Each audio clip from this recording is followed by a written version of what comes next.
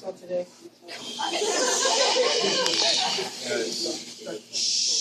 So what if I told you you have two fathers, one who made you and one who created you, one who gave you life and one who gave you prosperity, one who cares for years and one who cares for eternity? Growing up fatherless, I have things to say. God has been my true father every single day. He saved me, comforted me, and used me. He's never hit, yelled, or abused me. And in this world there is lying, cheating, manipulating, and beating, but our one true King continues on leading. He's always treating the hopeless and the needy like any other human being who needs this love of God. See, we are not defined by the things we own, but by the love we have shown. And this world has been so caught up in their phones that they don't realize what's happening at home. There is an abortion every 26 seconds and a suicide every 14. The enemy is pulling out his weapons as he rushes to the scene. But God our Father is everywhere, always pure and always clean.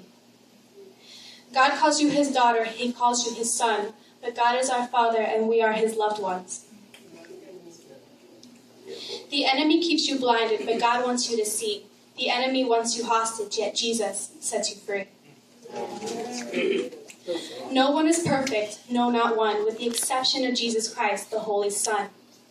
He came to this earth and died on the cross so that you may live without feeling lost.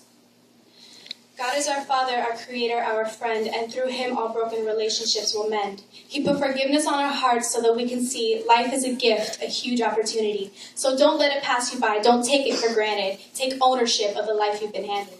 Right. Tell your friends, in fact, tell the human race about your loving Father and his never-ending grace.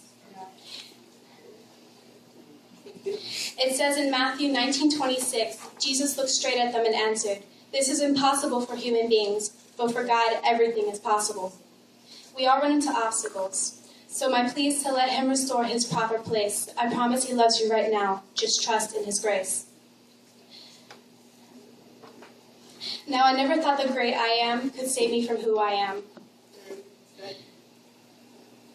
See, what a lot of people took is Christ loving me. Honestly, it was really my insecurity saying, "Please don't reject me. I want you to protect me."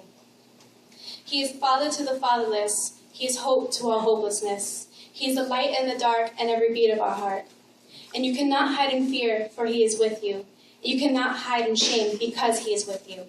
He reaches out and says, "My dear." He calls your name and says, "I'm here."